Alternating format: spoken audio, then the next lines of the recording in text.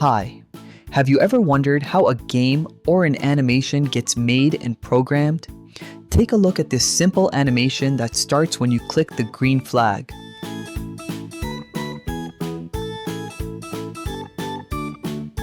Making something like this in Scratch is super easy. How? Well, we can create it in under 4 minutes right inside Scratch. Let's get started and learn together how to do it.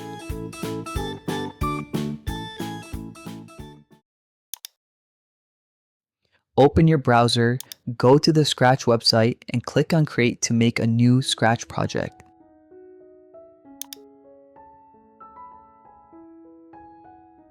Delete extra things on the screen, like this cat, so you have enough space to work.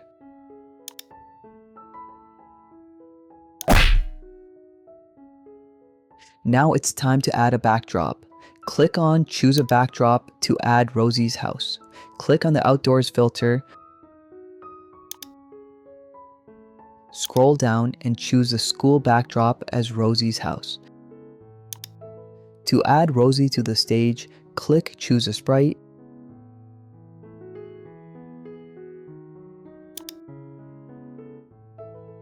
And from the filters at the top, select People. From the characters, choose Ballerina to be Rosy and add her to the screen.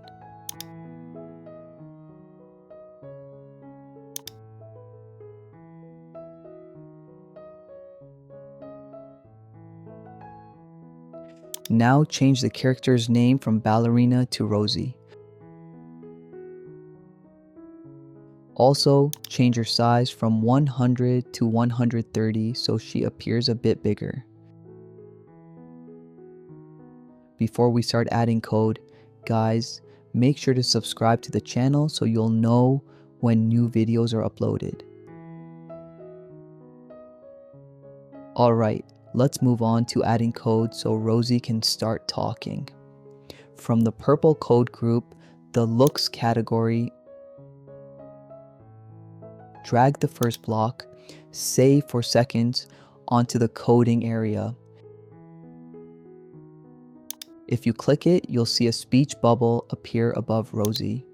Change the text from hello to hi everyone.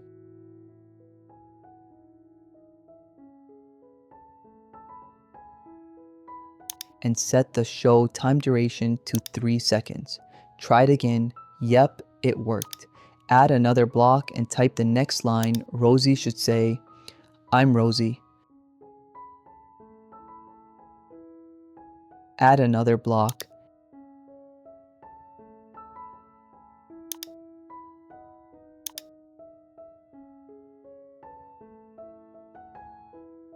And this is my house.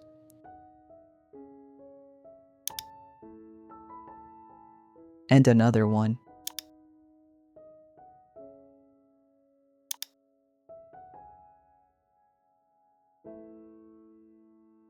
Next time, I will show you my room.